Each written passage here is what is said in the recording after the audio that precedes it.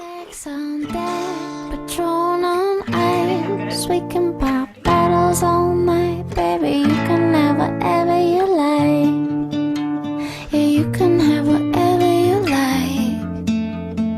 Yeah, late night sex. Hi, and welcome to Make Things Club. My name is Sarah, and I'm living in Edmonton, Alberta, Canada, where it's kind of raining, but not really. We desperately need the rain. It's been like the driest year of like probably the last 10 years, and we've already been experiencing a lot of wildfire situations, so we're waiting for rain. Wah wah. Anyways, my name is Sarah. I'm the host of this podcast. I can be found on the internet pretty much anywhere as Loose Pages. The only exception to the rule is Ravelry, where somebody else already had that name. So I can be found as Romperlust on Ravelry. We do have a group for the podcast. If you want to go and join that and introduce yourself, that would be lovely. Many people have introduced themselves to me over the last couple weeks by message, and I really love getting messages, so thank you all for letting me know that you enjoy the podcast and that you are excited to be coming along for the ride. Thank you so much. On that note, I have a couple, this is the only show note prep that I did for this episode. I wanted to say some very special thank yous. First of all, to everybody who has subscribed. It's been another big 2 weeks, I don't know, of getting new subscribers. We are officially over 200, which is crazy. Thank you so much for subscribing. Thank you so much for commenting. Thank you so much for liking things on Instagram. It's really cool getting to know most of my community that follows me. That's a really awkward way to say it. It's been really exciting getting to know all of you guys and seeing what you guys have been working on, and I really love the feedback, so thank you so much. There's a couple special thank yous that I wanted to do for other podcasters that recently gave me shout outs, which is crazy. Thank you so much. The first one that I was aware of because I was sitting awkwardly on my bed. So we have a TV in the living room, and then my computer is like a big iMac, and then my partner has an iPad and a MacBook, and I have an iPad, and nothing is in the bedroom. We've been trying to do that whole, like, the bedroom is for sleeping thing. So I moved my computer into my office space, but we used to use it as a TV when we laid in bed. And we recently got a new mattress, which is incredible. So for about a week, we had my computer back in the bedroom. So there's nowhere to sit except the bed. So I was awkwardly sitting working on a project when Charlotte of Charlotte and Gus mentioned me on her podcast. So I wanted to say thank you so much, Charlotte. It's so exciting that you're watching because I really love your podcast. You have such great taste in yarn colors, and just like your general aesthetic is gorgeous. I really love that you mentioned me in the kitty box episode because I also have a kitty box, which used to be in the back corner. So I thought that was really fun. And my yarn wall. That's pretty much been a consistent thing that people have mentioned when they talk about me on their podcasts, or when I've heard other feedback, is my yarn wall. So my mommy helped me do that when we first moved in. We moved in August last year, and I think by September, maybe it was right after I came back from Knit City, but we put it up. I rent from the owner of this condo. My partner and I rent. I couldn't do it myself. But we rent from the owner of a condo, and I'm really skilled by now because it just feels so weird without stuff on the walls, but I can repair pretty much any hole. So I'm really lucky that my landlord doesn't care that much. She's pretty cool. But yeah, it was really exciting to hear from Charlotte, so thank you so much, Charlotte. The next one that I was watching was Notorious, which is something that I've just recently been aware of. They've been getting a lot of like shout outs on other podcasts, and I was looking for any reason to go and find them, and then I got You're Burned, I think, on Ravelry, and watched the episode that I was mentioned in, and I just generally love the whole entire podcast. These girls are awesome. Let's be friends.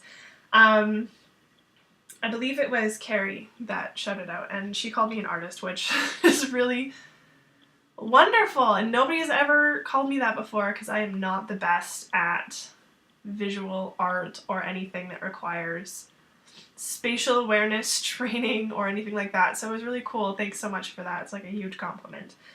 And then lastly, but I think the one that needs no introduction the most is Mina from Knitting Expat. That was super exciting.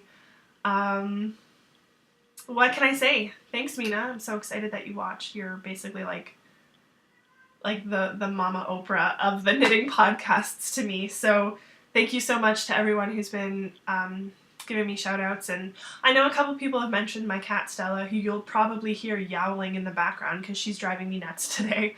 But I was going to do a little bit of a Stella feature later just so that I can introduce my cat to you. Gave me an excuse to look up some kitten videos, which my partner and I were basically dying over today. So yeah, thank you to everyone who's been subscribing, who's been checking me out, who's been, just following along. I really appreciate it. I think now, as of basically when I'm recording this on April 23rd, I think I was at 210 subscribers. So thank you so much to everybody. It's been really cool seeing how people are responding to it, and thank you. Besides that, there's a couple things I just wanted to talk about briefly. May 1st is coming up, which means my Knit City Sweater KAL is going to be starting soon. And come here, you. Come here. I'm not ready for it. I have my pattern. So I did decide to go with the Rosemount cardigan.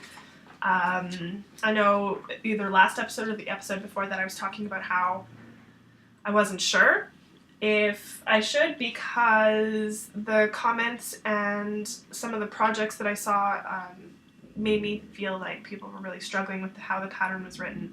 The pattern was updated. I haven't heard much feedback or complaints since then, so I'm assuming that it was a good... motorcycle season now. I'm assuming it was a good update and that people just don't have anything to say about it one way or another because it's fine.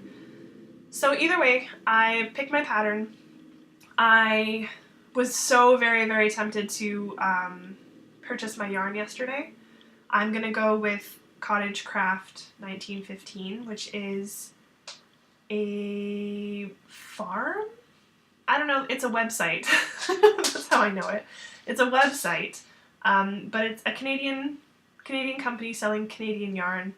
The only thing that really has me not wanting to purchase it, I was ready to pull the trigger and everything yesterday, and then I noticed that their website is actually listed in US dollars.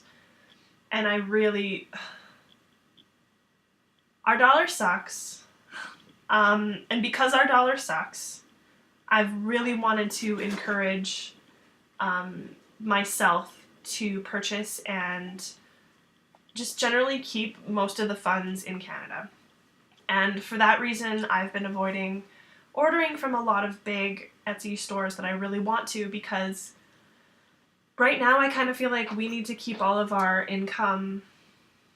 Stella's so bad. We need to keep all of our income and all of our support kind of domestic right now. Alberta, where I live, is seeing a really, really big recession right now. People are losing their jobs. We are very dependent on oil and oil prices, and right now it's not a good time. People are losing their jobs. I've had a lot of volunteers that I work with that have had to move back home, or just have been living paycheck to paycheck right now. So for me, I feel like I want to support Canadian makers, Canadian companies, just as a rallying cry, because I feel like a lot of the time we are so used to just being inundated with stuff from the States that we kind of forget our own identity.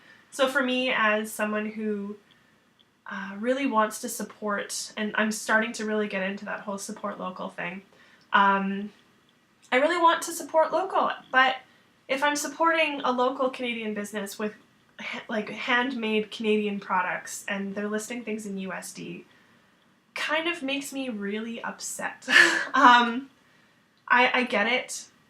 It's not like profitable to kind of keep things in Canadian dollars, but at the same time, now I'm a little bit bummed and annoyed that I'm going to be supporting a Canadian company but having to pay a surplus for it because they list things in USD.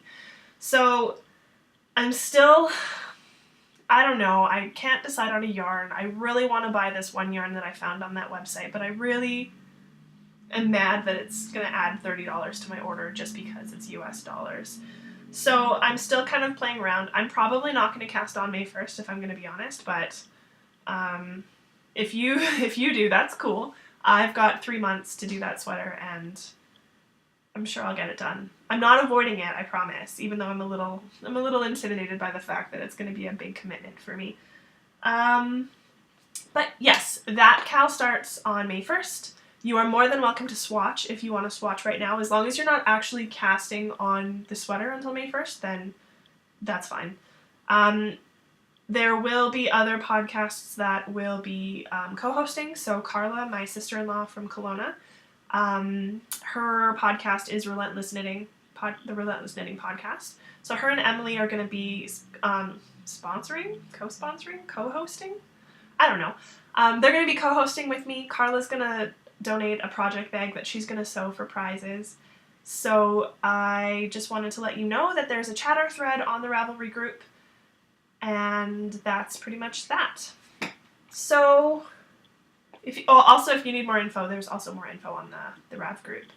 So other than that, I don't think that I have very much else to blab on about that's not related to anything. So let's go right into the knitting part. And I do have a finished object. My mojo's back, y'all!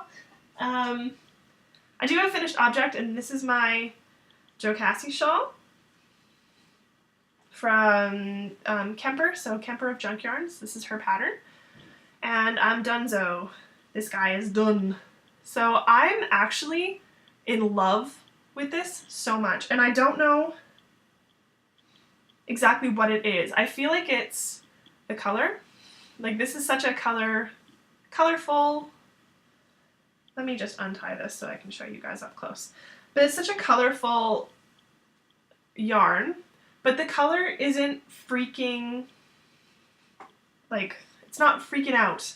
So it's like a muted, because it's electric rainbow, so you'd expect neons and rainbows and stuff, but it doesn't, like, take charge, I guess. It's so muted and so gorgeous, and it's actually huge for a one skein. So I love this. I wear it a lot, actually. And I really, really like it.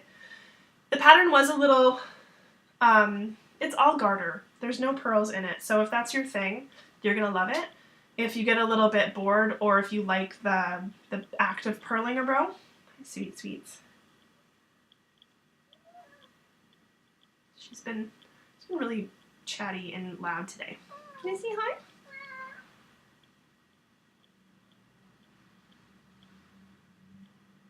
You're so cute. You're so bad, but you're so cute. So, towards the end, you're doing long rows. No, you're doing long rows of garter, and it does kind of turn into a little bit of a, I don't want to say a slog, because I was fine with it.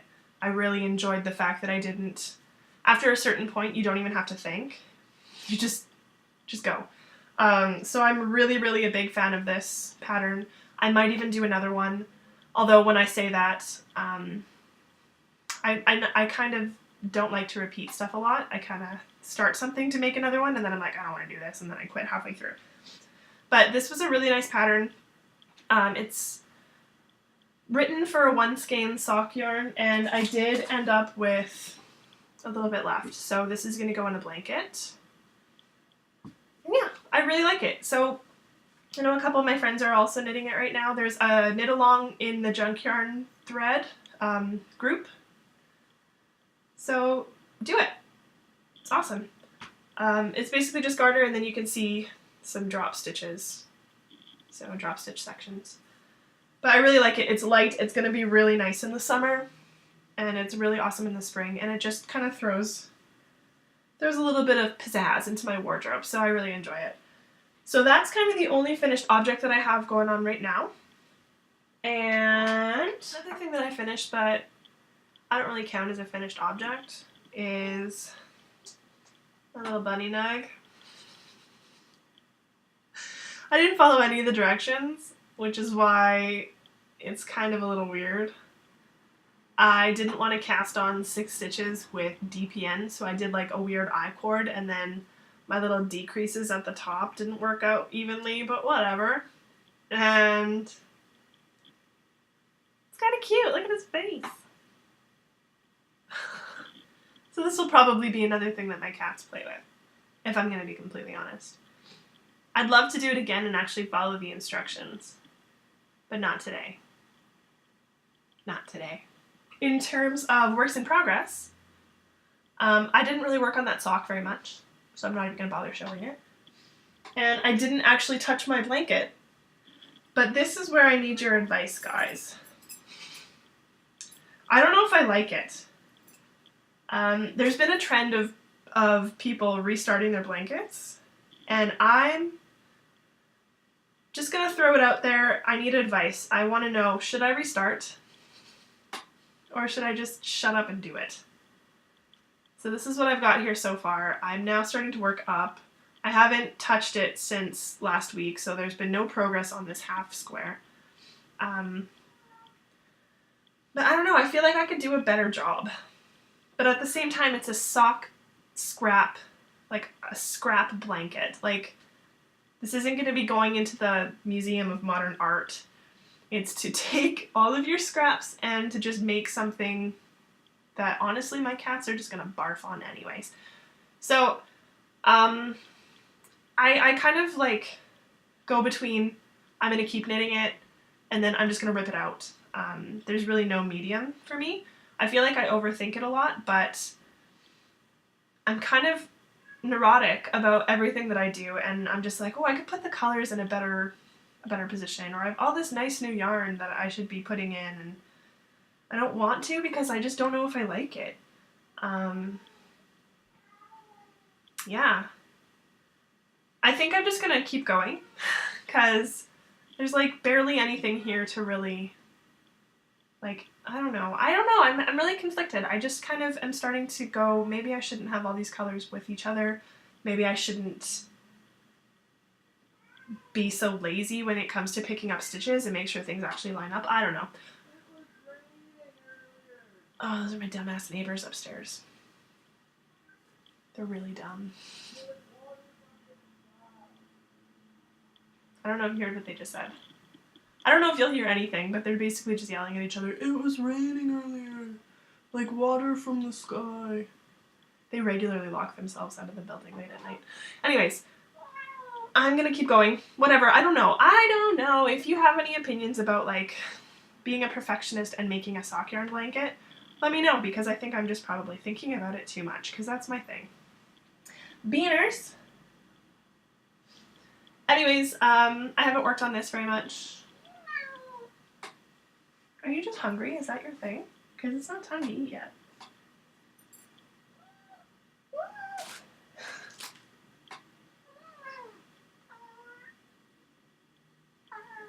I know. You're whiny.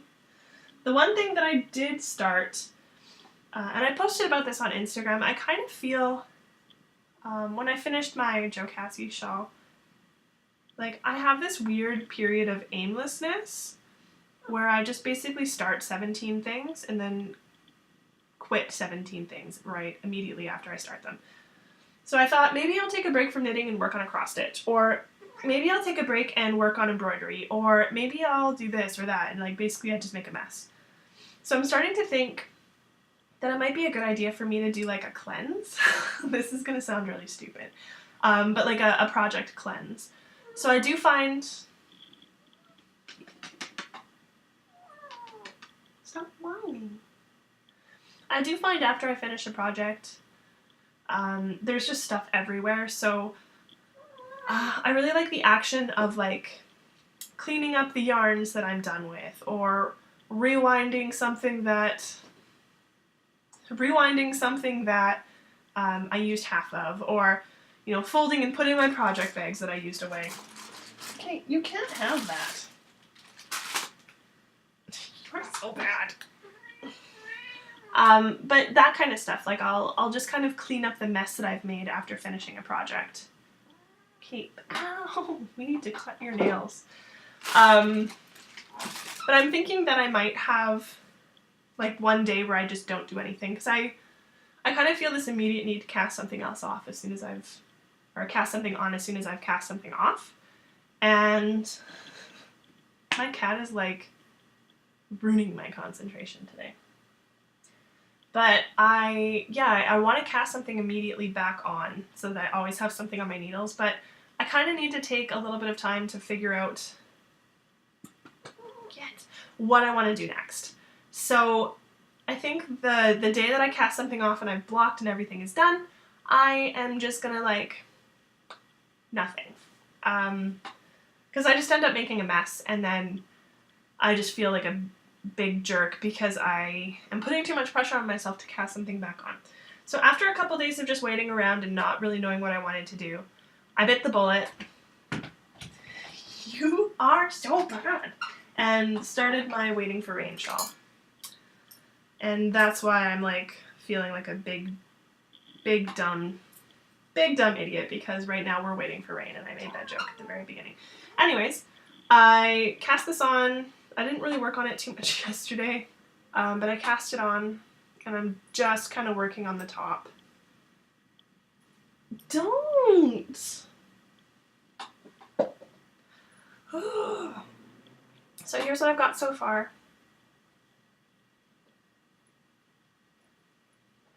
Count! Her nails are so sharp right now, I'm sure that if she was to just like do anything, she would make me bleed. So we're gonna do that as soon as she's eaten and she's taken a nap. We're cutting those nails. But yeah, so I've got my little fox progress keeper here. I love just putting my little progress keepers to make me know which side is the right side and the wrong side. Mostly just because I don't like looking at my pattern more than I need to, so if I can just remember the 2 rows that I have to repeat 1.5 million times, I'm good. So, for those of you who aren't aware, the Waiting for Rain shawl is a pattern by Sylvia Bobilvia, which is a paid pattern on Ravelry. This will be my third shawl that I will be knitting from her, and I am going to do a lot more because I love her pattern. Sylvia is my favorite. So that's what I've got so far. I'm using my Mano Stella Allegria, and this is in the No Buck colorway. I really like this yarn. Winding it can be a pain sometimes. I've got like light situation here, so it's really hard to show you what colors. But it's like a lavender, a little bit of dark purple, a little bit of cream. So it's going to be a really pretty shawl. So that's the main thing that I'm working on right now. And it's going to be gorgeous. And I'm going to be really excited to have it. But I've been really trying to force myself to enjoy being more of a process knitter than a project knitter. It stresses me out sometimes when I'm knitting to just focus on like getting it done.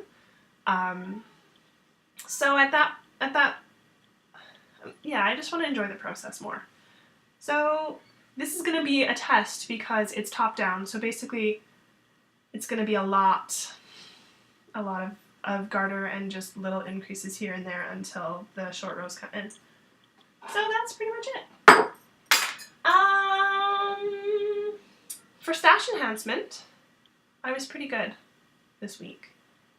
I did buy another skein of that Allegria because I need to, so I bought that. And my sweet fiber order came in on Thursday? But if you remember from last episode, I was talking about how I had this anxiety about ordering the wrong color. And I swear, I should just start thinking of my like hyper anxiety as a superpower. Because I'm gonna be like pretty honest, I'm really good at knowing when something is gonna happen. Sometimes that can be a negative thing because I'm really pessimistic with my thinking. But when this order came in, I screwed up. Like, looking at it now, it's really hard to like picture how I did this, but the pictures on the internet, on their website, are not as vibrant as their actual yarn. So for me, it was really hard, and especially because I got this at Knit City last year, and it's just the basic tag. There's no colorway written on it. So I screwed up. So I have plans, and I'll say this about when I do buy yarn. Now that I am kind of really focusing on getting rid of all that stuff, when I am purchasing yarn now, I have already a use for it.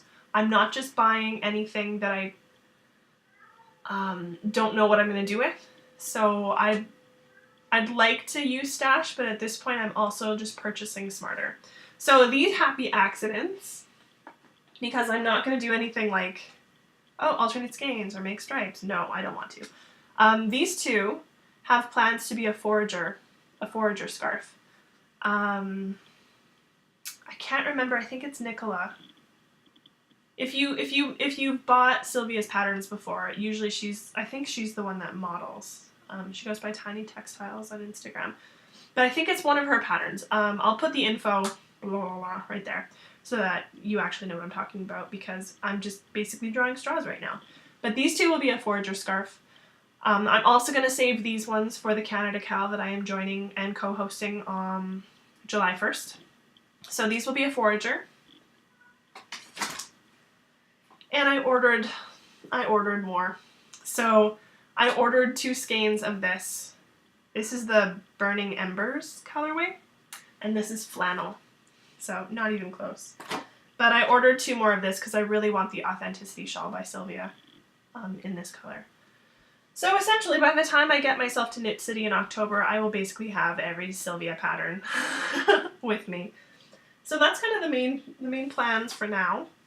I don't have anything else that I'm really working on. I was trying on that sock, so I'm doing like a toe-up afterthought heel sock. I don't think it's going to work for me. I really don't. And actually, maybe I'll show you why. Okay. So, I actually did make some progress. This has been my stuck in meetings knitting that I've been working on.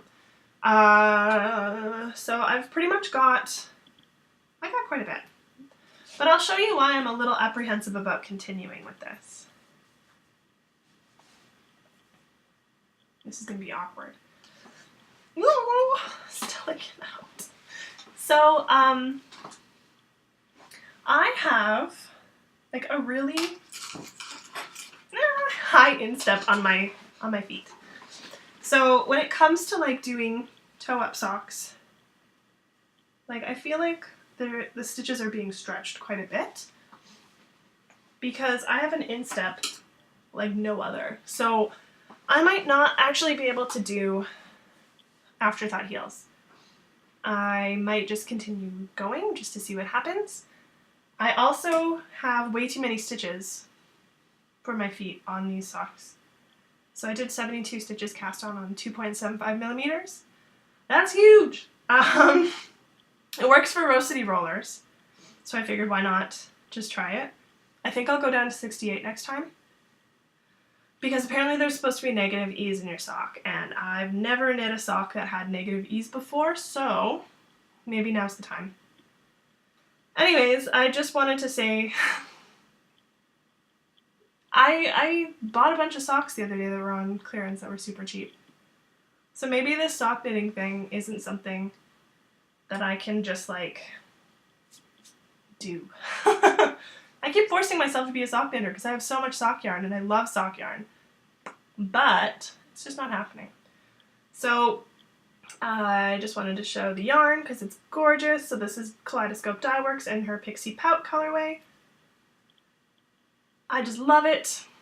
I feel bad putting my feet in it. So maybe I'll rip it out. I don't know. I'm just kind of indecisive. The only thing I really care about working on is my shawl. Because I've recently just discovered if I don't have a shawl on the needles, I feel like my life isn't worth living. Not literally. It can be hyperbolic. anyways, that's kind of it for the knitting stuff. There was a couple things that I was going to talk about in terms of just like general life stuff. So if you don't want to do that, you can peace out. I won't judge you. Anyways, I worked out today for the first time in like 2 months. So I was kind of just thinking that it might be cool to have like a motivation thread. Because I know being fit is cool. I'm turning 30 next month and I'm starting to kind of, I don't want to say freak out, because if I was freaking out I'd already have my septum pierced and tattoos and stuff, because that's just kind of where I want to go right now. But I was kind of thinking about age and just general like what I feel about aging, because like I found gray hairs. This is like nothing new. For the last couple of years I've been finding them and just going, why? And I think the reason that I have so many issues with turning 30 is because I am not healthy. I am not physically fit. I don't eat healthy. Like, I hate vegetables. Hate them. If I could live off of garlic bread and like rice pudding and suffer no dire consequences, I would do that. Like, no joke. That would be my entire life. Add a block of cheese in there, I'd be fine. But I really want to start focusing on just like not feeling old. I think that's why I'm so nervous about turning 30, is because I don't feel young. Like I hurt all the time. So I think that the main thing that I'm going to work on is just getting some of my groove back, because when you're not working out and you're not eating healthy, I think that it takes a big toll on your confidence. And for me, because my depression can come and go, it's really important for me to stay on top of things. I kind of experienced at the beginning of the month a lot of negative thinking and just anxiety and panic and fear a lot. And lately I've been doing a lot better. So just keeping all of that in check is really important, and I feel like a lot of the things that I struggle with are just because I don't feel good about myself most of the time. So I'd really like to kind of start like a boss bitch mentality. I just want to feel like a boss bitch all the time. So I worked out today. I podcast and I did my hair. Like, I got a little bit of a wave in there. So I think it would be fun to do just like a personal empowerment quest. If anybody wants to do this might be fun just to do on Instagram. Just to make yourselves feel like the total boss lady that you are. Because I think a lot of the times we cut ourselves down quite a bit and other people don't notice the things that we hate about ourselves. So I think we just need to be nicer. And I would love to just kind of spend a little bit more time on myself lately and make myself feel better and not leave the house in sweats and like gross ponytails and stuff, and maybe spend a little bit more time making myself feel good, because confidence has been low lately and I don't like that, and it affects a lot of my creativity and my knitting and all that kind of stuff when I'm feeling down about myself. So, I was at Nest in the City this morning, which was apparently just like a random craft thing in Mill Woods. So I went to go and hopefully find my mom a birthday present, because tomorrow's her birthday, and I didn't find anything, but I bought myself stuff, because that's basically all that happens. So I just wanted to point out my gorgeous necklace, and it's from Laura Harding of Confetti Made, and this is going to be my power necklace. I don't believe in like crystals being like, I don't know. I love geology. I wanted to be a geologist. Mineralogy and all that kind of crap is really exciting to me. So I just like raw crystals because they look cool. So I want this to be like my my like I feel good necklace. So I think it's really important to just have something that makes you feel pretty, and I think spending a little bit more time on myself in the mornings, or before I podcast, or before I leave the house, just kind of make myself feel pretty awesome, will go a long way. I also picked these up too. They're fun. I have a ball problem. And Stella's eating the plastic that they were in. So I guess we all have problems. Other than that, I wanted to do a little segment on my kitty because a lot of people have mentioned Stella, and it's hard not to mention Stella when she just like permeates everything. So yeah, I'll throw in a little video here and just kind of show some videos of Stella.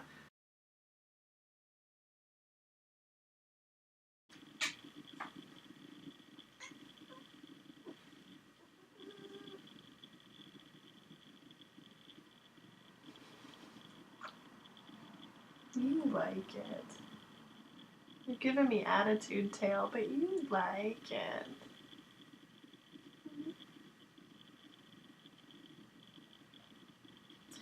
So, I adopted Stella 3 years ago now from the Humane Society, and she was just a wee little baby when I adopted her, and her name on the adoption papers was Suede.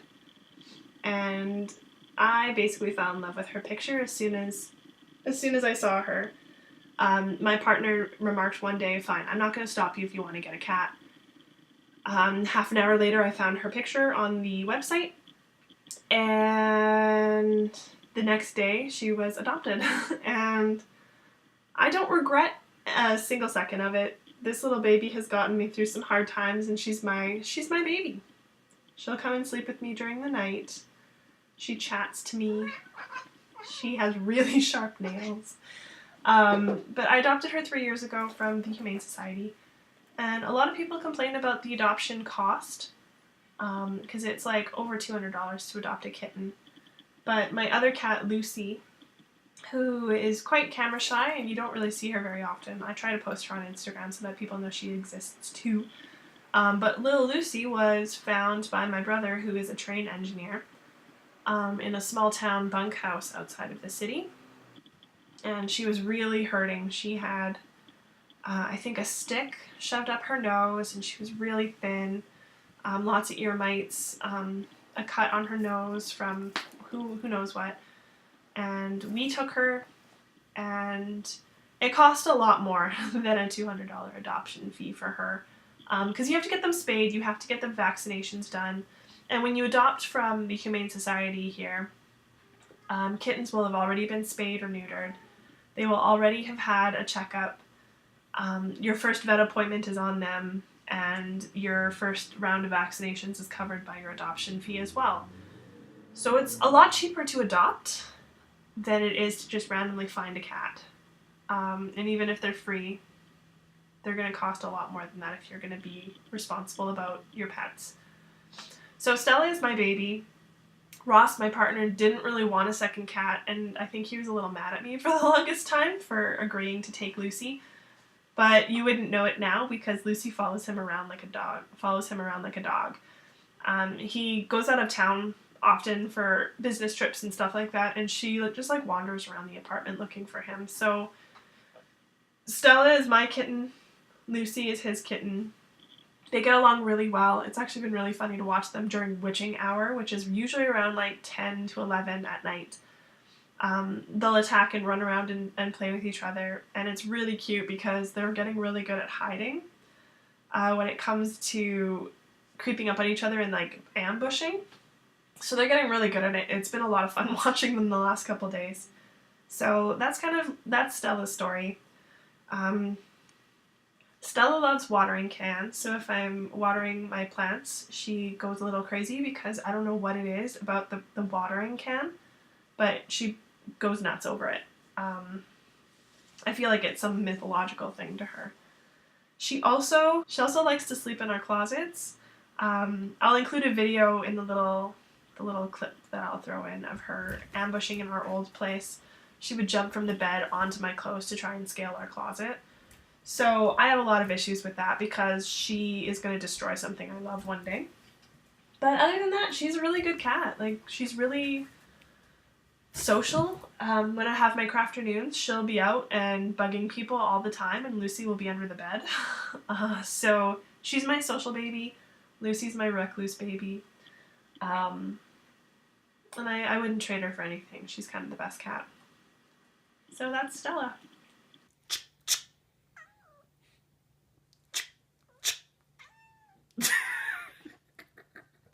I'm sorry. So I did get one question over the last week, on YouTube actually, and it was from Elise. So I made a little video for her to answer her question, and I'll insert that here.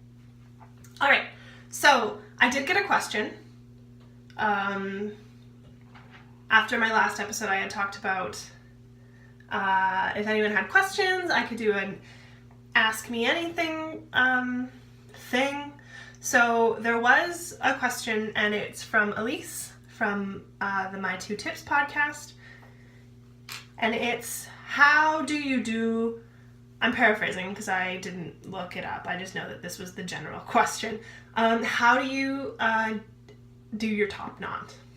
Now, I'll give you a disclaimer. At this time last year, maybe not this time, but like right before this time, my hair was really long, blonde, and doing a top knot was super, super easy.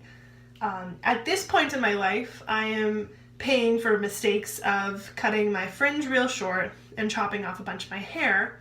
So the top knot thing isn't as easy as it used to be. Anyways, for this tutorial, you will need hair, either really dirty and like littered in dry shampoo, or freshly clean and styled, because my hair is fine as hell and it doesn't hold anything. So you need obviously a ponytail clip, and for me, these weird clips. I don't know if you can hear my cat, she's drinking from the toilet right now, so just to break the complete and total allure of this podcast. This is just what happens in my life. My cat drinks from the toilet when I'm trying to tell people how I do my hair. These things. And then a bunch of these things. They're just little clips. So, ponytail clip. Hands. Grab all the hair you can. Like really messy like.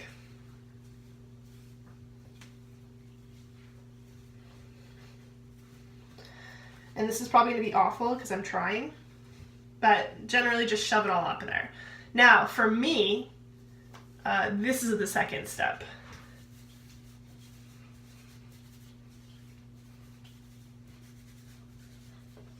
So, release the mullet.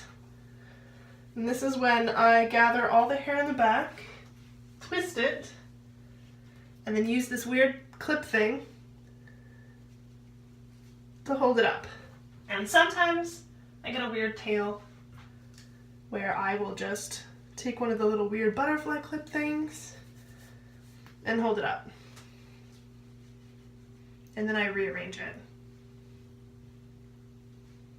That's pretty much it. It involves not caring, and that's basically it. So a lot of not caring and either having really dirty hair that you've just covered in all the dry shampoo that you own because you are too lazy to take a shower, or like me earlier today, I took a shower, used really expensive hair products to give my hair some volume and some wave, and then just threw it up. So this is typically a day 2 to day 3 hairstyle. And once it gets longer, it'll be a lot easier because I won't have to deal with the awesome mullet. So there's my hair tips for your 2 tips. If there's anyone else who would like to ask questions or has questions, I did open up a thread on Ravelry, so just find my group, the Make Things Club podcast group, and you can ask questions there, or you can send them to me on Instagram, or you can send them to me on YouTube. So provided they're not weird and creepy, I will totally answer almost anything. So yeah, send me your questions. Other than that, I got nothing left to talk about, so I will cut this short and see you guys next week.